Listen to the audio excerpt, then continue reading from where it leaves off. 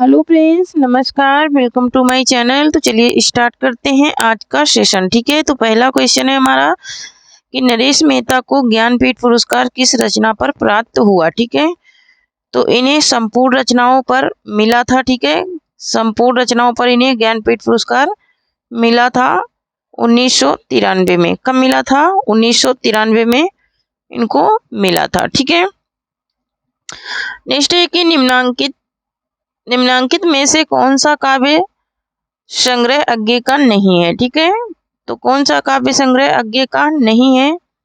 तो यहाँ पर इसका राइट आंसर हो जाएगा हमारा,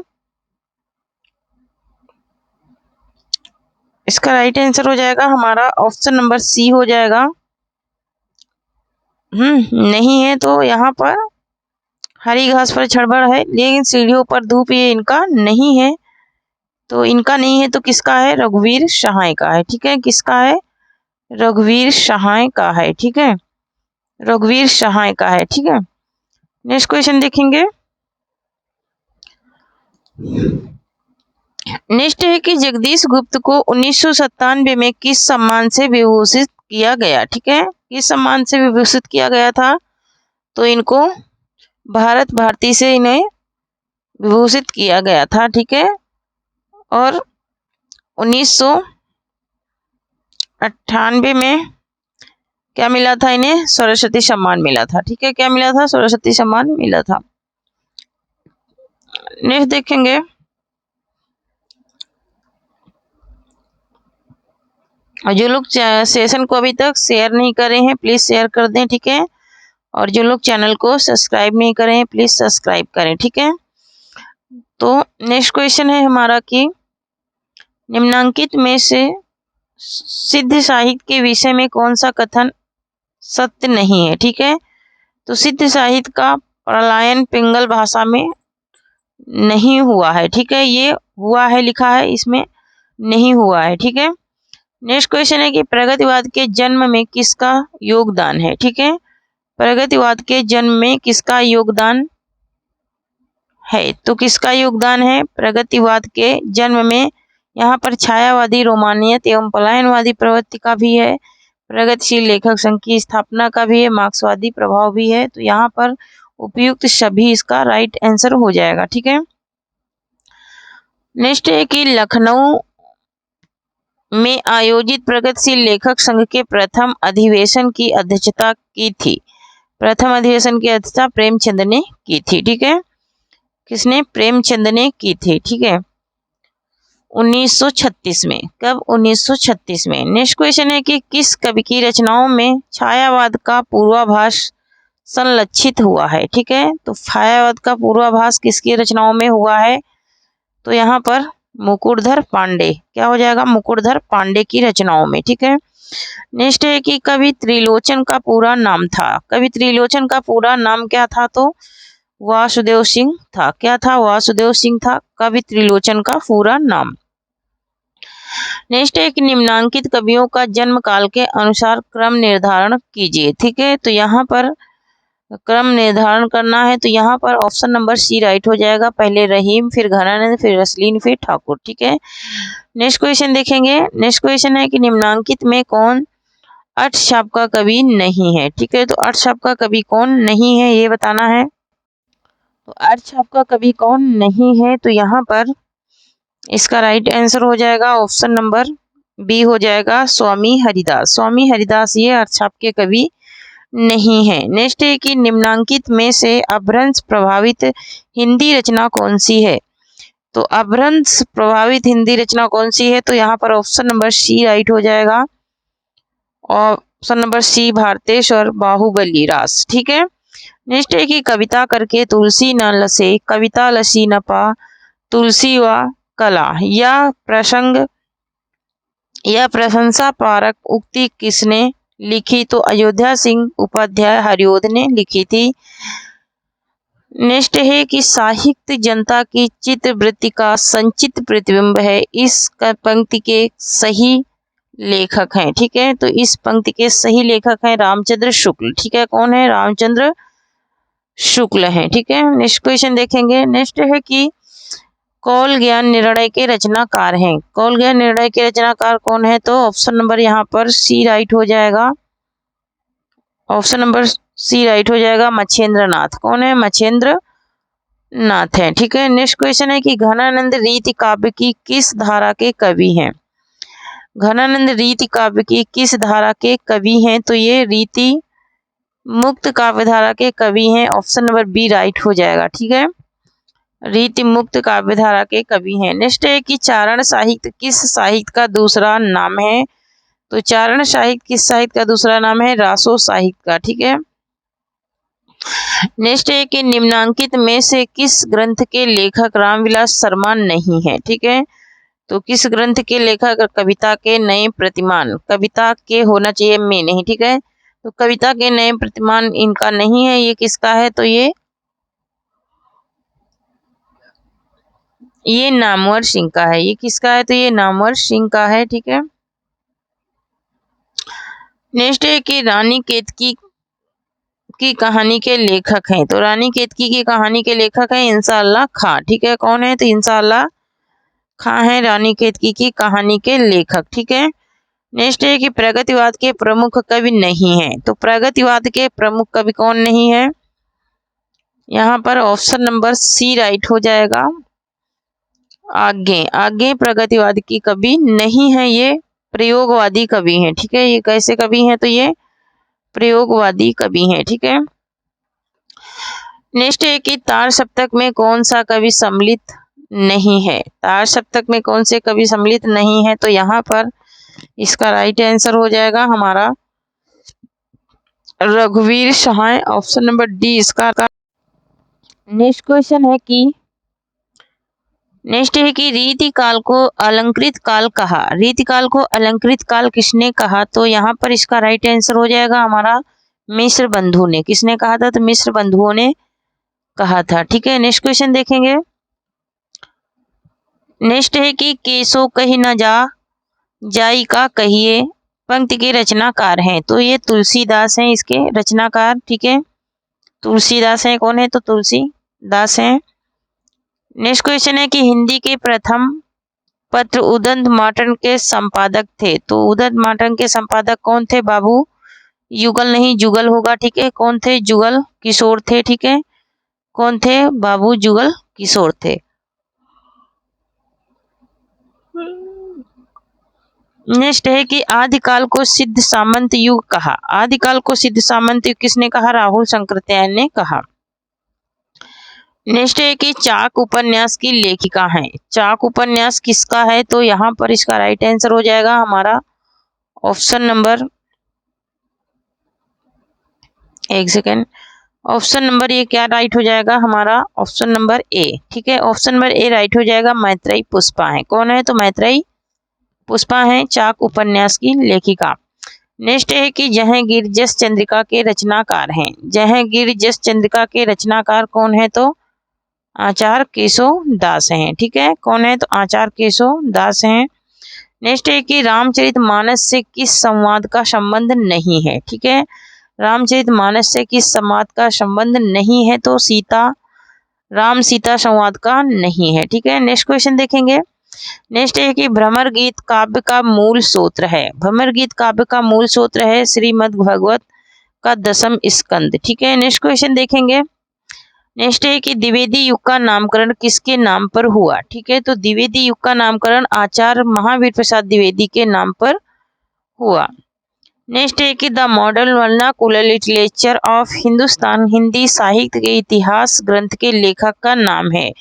तो यहाँ पर इसका राइट आंसर हो जाएगा हमारा ऑप्शन नंबर ए हो जाएगा जॉर्ज ग्रियर्सन। ठीक है। क्या है? तो जॉर्ज ग्रियर्सन है। नेक्स्ट है कि गंग कवि का जन्म हुआ था। तो गंग कवि का जन्म इटावा में हुआ था।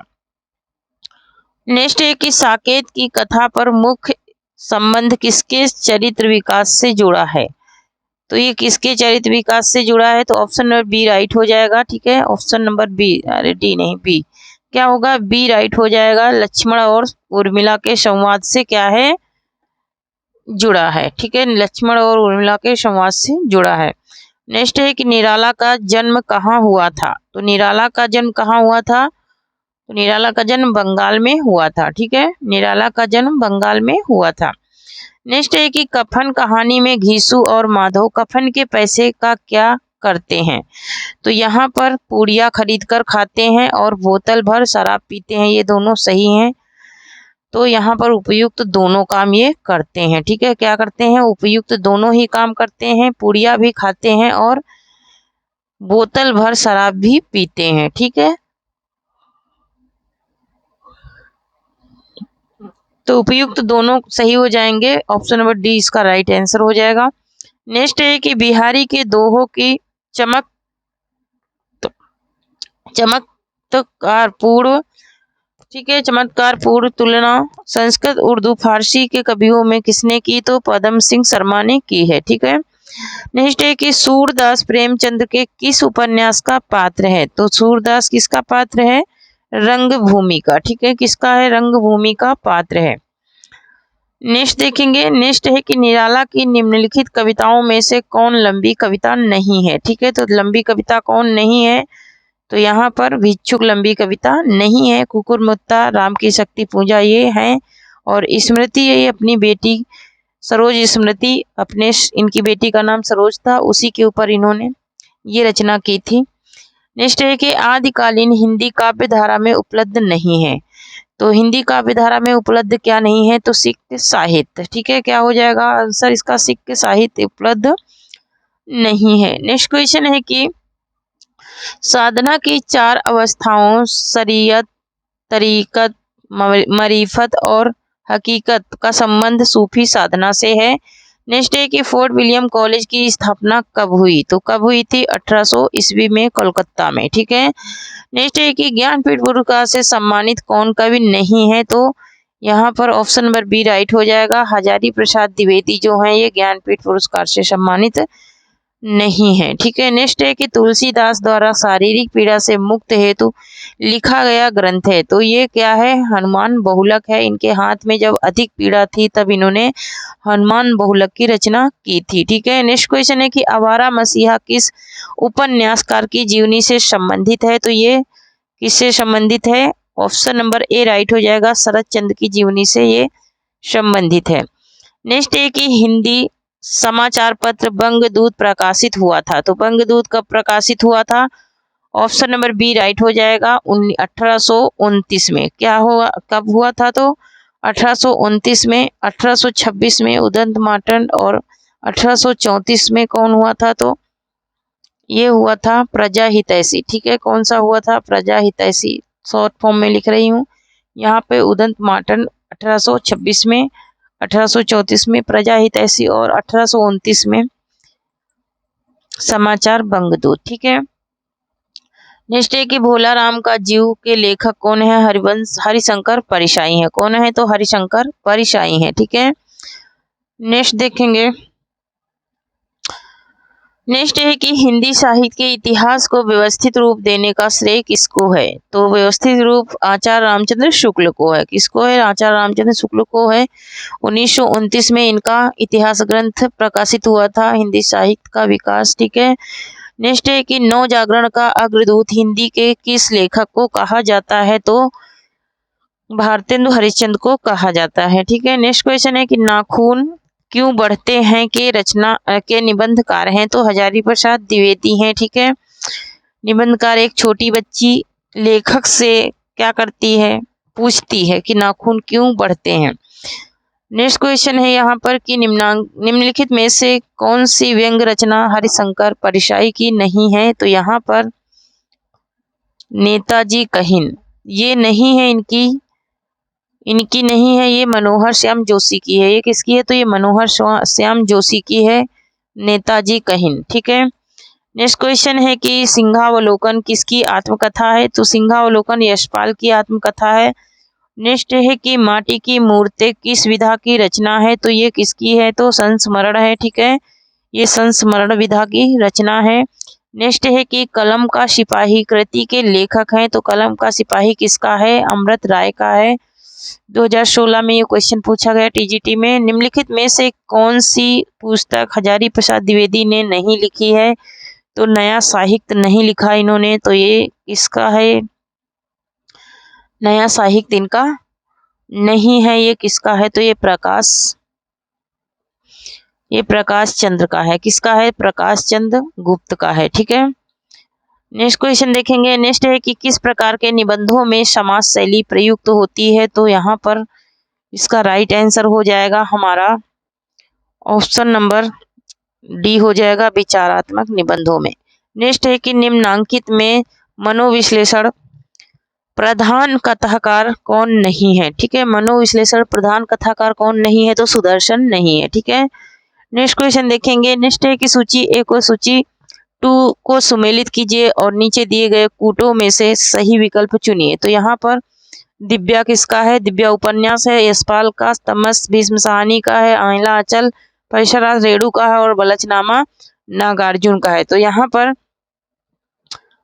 ये तमस देश विभाजन पे लिखा गया, दिव्या एक आंचलिक उपन्यास है और मैला आंचल भी आंचलिक है। बलचनामा ये भी देश विभाजन को लेकर के लिखा गया उपन्यास है। ठीक है, तो यहाँ पर क्या कूट राइट हो जाएगा? ऑप्शन नंबर इसका 2 राइट हो जाएगा। 4 1 2 3। ठीक है, 4 1 2 3 इसका राइट आंसर हो जाएगा। नेक्स्ट है कि जयशंकर प्रसाद द्वारा संपादित पत्रिका का नाम था। तो जयशंकर प्रसाद द्वारा कौन सी पत्रिका संपादित की गई थी? तो ऑप्शन नंबर बी राइट हो जाएगा, इंदु। कौन सी? इंदु। ठीक है, ब्राह्मण किसकी है? तो प्रताप नारायण मिश्र की है और सरस्वती ये महावीर प्रसाद द्विवेदी की है। ठीक है, ब्राह्मण किसकी है? प्रताप नारायण मिश्र की है। ठीक है, ये किसका है? महावीर प्रसाद द्विवेदी का है। यहाँ पर मैं शॉर्ट फॉर्म में लिख रही हूँ, यहाँ पर शॉर्ट फॉर्म में लिखी हूँ महावीर प्रसाद द्विवेदी। ये कंप्लीट कर लेना अपना, और प्रताप नारायण मिश्र। ठीक है, नेक्स्ट है कि ज्ञानपीठ पुरस्कार किससे संबंधित है? तो ज्ञानपीठ पुरस्कार किससे संबंधित है? तो यहाँ पर ऑप्शन नंबर डी राइट हो जाएगा, सभी भारतीय भाषाओं से ये संबंधित है ज्ञानपीठ पुरस्कार।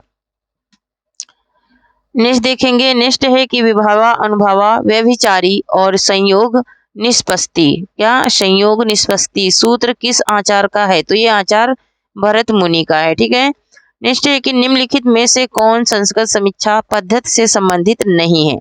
तो संस्कृत समीक्षा से विज्ञान शैली विज्ञान नहीं है। ठीक है, क्या नहीं है? शैली विज्ञान नहीं है। ठीक है, नेक्स्ट है कि आचार्य भरत मुनि ने काव्य गुणों की संख्या बताई है। तो काव्य गुणों की संख्या इन्होंने कितनी बताई है? 10। ठीक है, 10 काव्य गुणों की संख्या इन्होंने बताई है। नेक्स्ट है कि सुखद खात्मा कोरशाह कहने वाले आचार्य हैं। तो सुखद खात्मा कोरशाह कहने वाले आचार्य कौन है हमारे? तो रामचंद्र और गुणचंद हैं। ठीक है, ऑप्शन नंबर बी इसका राइट आंसर हो जाएगा। क्या हो जाएगा? ऑप्शन नंबर बी, रामचंद्र और गुणचंद्र। ठीक है, नेक्स्ट है कि काव्य मीमांसा के रचनाकार हैं। काव्य मीमांसा के रचनाकार कौन है? तो हमारा ऑप्शन नंबर डी राइट हो जाएगा, राजशेखर हैं। ठीक है, नेक्स्ट है कि निम्नांकित में से विद्यानिवास मिश्र को की कृति नहीं है। विद्यानिवास मिश्र की कृति कौन सी नहीं है ये बताना है। तो यहाँ पर ऑप्शन नंबर बी राइट हो जाएगा, रस आखेटक। रस आखेटक इनका नहीं है। ठीक है, नेक्स्ट क्वेश्चन देखेंगे। यदि प्रेम स्वप्न है तो श्रद्धा जागरण है, यह पंक्ति किस निबंध से ली गई है? तो यह किससे ली गई है? श्रद्धा भक्ति से। किससे ली गई है? श्रद्धा भक्ति से। ऑप्शन नंबर बी इसका राइट आंसर हो जाएगा। नेक्स्ट है कि काव्य शोभा या कर्तारो धर्मा गुणा, काव्य गुण का यह सूत्र लिखा है। यह सूत्र किसने लिखा? तो आचार्य मम्मट ने लिखा है। ठीक है, नेक्स्ट क्वेश्चन है कि नाटक को पंचम वेद की मान्यता प्रदान की है। नाटक को पंचम वेद किसने कहा है? तो भरत मुनि ने नाटक को पंचम वेद कहा है। नेक्स्ट है कि आधुनिक एकांकी के जनक माने जाते हैं। तो आधुनिक एकांकी के जन्म रामकुमार वर्मा को माना जाता है। नेक्स्ट है कि वरुण के रस जस्तु का प्रतिष्ठापक है। वरुण के रस राजस्तु का प्रतिष्ठापक कौन है? तो उत्तर रामचरितम में है कि किसका? करुण रस का राजस्तु ना, करुण रस को ही कहा था उन्होंने, किसने? भवभूति ने, करुणा एका गुणा। ठीक है, तो यहाँ पर रसात्मक एका गुणा ना।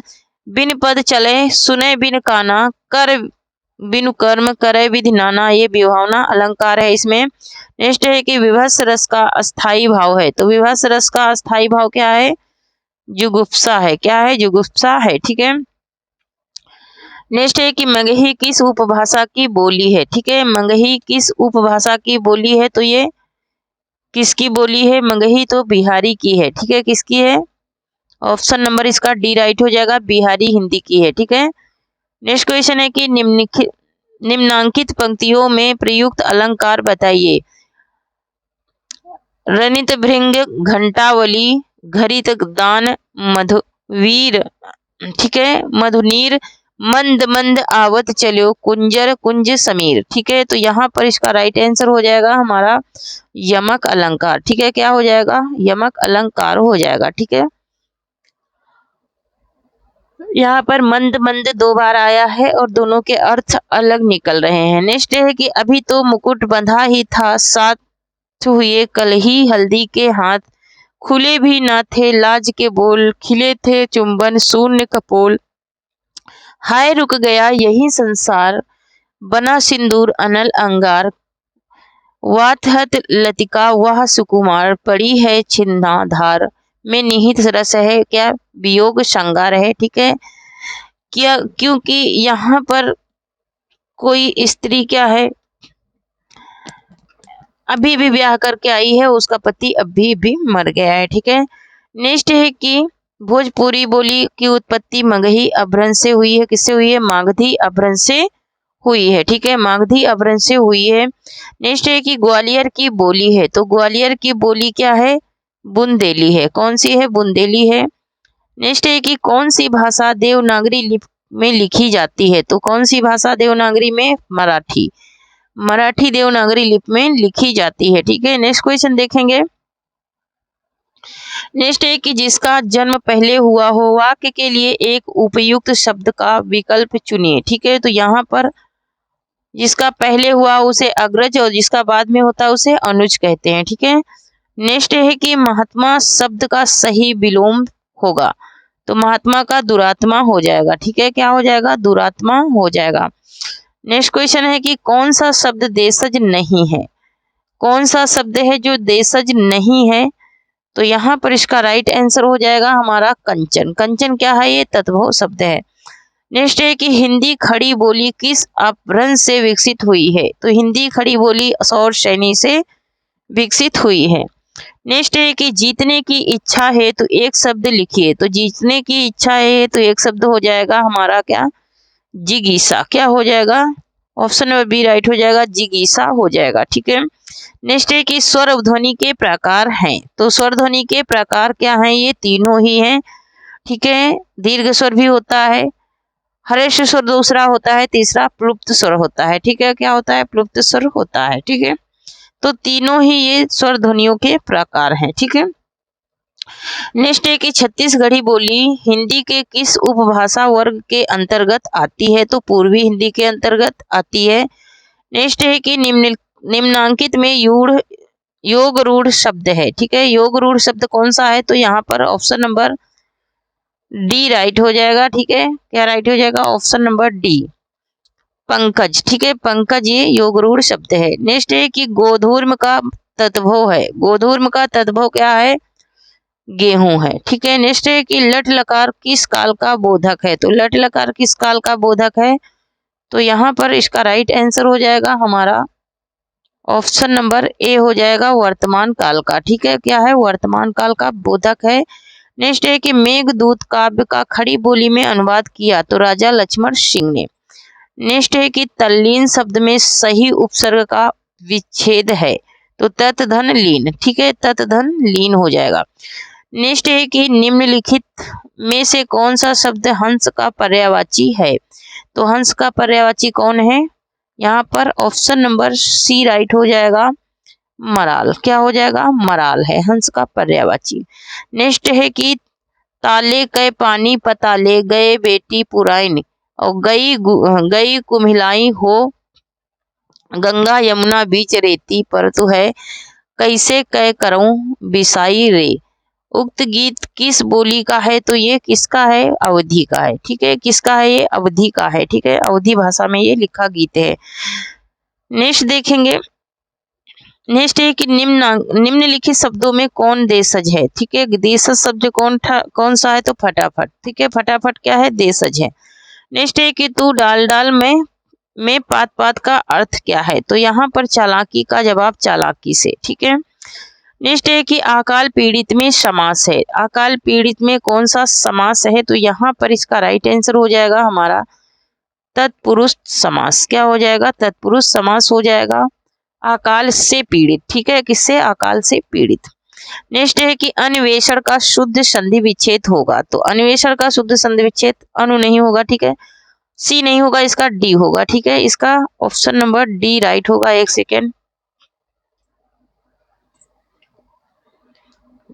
सेकेंड, हाँ, क्या हो जाएगा इसका राइट आंसर? तो इसका राइट आंसर हो जाएगा ऑप्शन नंबर डी, अनुधन एषण, ठीक है, क्या हो जाएगा? अनुधन एषण हो जाएगा। नेक्स्ट है कि हिंदी का पाणिन किसको कहा जाता है? तो हिंदी का पाणिन किसको कहा जाता है? हमारे कामता प्रसाद गुरु को। किसको कहा जाता है? कामता प्रसाद गुरु को कहा जाता है। नेक्स्ट है कि यदि ए औ के आगे कोई भी स्वर हो तो इसके स्थान पे क्रमशः ऐ आय आव हो जाता है, तो यह कौन सी स्वर संधि कहलाती है? तो ये अयादी स्वर संधि कहलाती है, ठीक है। नेक्स्ट है कि निम्नलिखित शब्दों में कौन सा स्त्रीलिंग नहीं है? तो यहाँ पर पानी स्त्रीलिंग नहीं है, ये पुल्लिंग है। नेक्स्ट है कि निम्नलिखित शब्दों में किस एक लिंग परिवर्तन हिंदी भाषा में प्रचलित नहीं है? किस एक का एक लिंग परिवर्तन हिंदी भाषा में प्रचलित नहीं है? तो कोयल, कोयल का लिंग परिवर्तन नहीं होता है। नेक्स्ट है कि निम्नलिखित में से एक वाक्य में क्रिया भ्रमर भक्षण करने के अर्थ में प्रयुक्त हुई है। भक्षण के अर्थ में, भक्षण मीन्स होता है खाना, तो यहाँ पर ऑप्शन नंबर डी राइट हो जाएगा, वह आम खाता है। यही है क्या? भक्षण के रूप में क्रिया, ठीक है, वह आम खाता है, यही भक्षण के रूप में क्रिया हो जाएगी। नेक्स्ट है कि निम्न में से कौन आघोष वर्ण नहीं है? तो आघोष वर्ण कौन सा नहीं है ये बताना है, तो ऑप्शन नंबर डी ला। ला क्या है? ये अंतस्थ है और इसे लुंठित व्यंजन कहते हैं, ठीक है। नेक्स्ट है कि निम्न में से कौन सा युग्म कंठ तालव्य है? कौन सा युग्म है जो कंठ तालव्य है? तो ऑप्शन नंबर ए राइट हो जाएगा, ए आई। क्या हो जाएगा? ए आई हो जाएगा। नेक्स्ट है कि सा का उच्चारण स्थान है।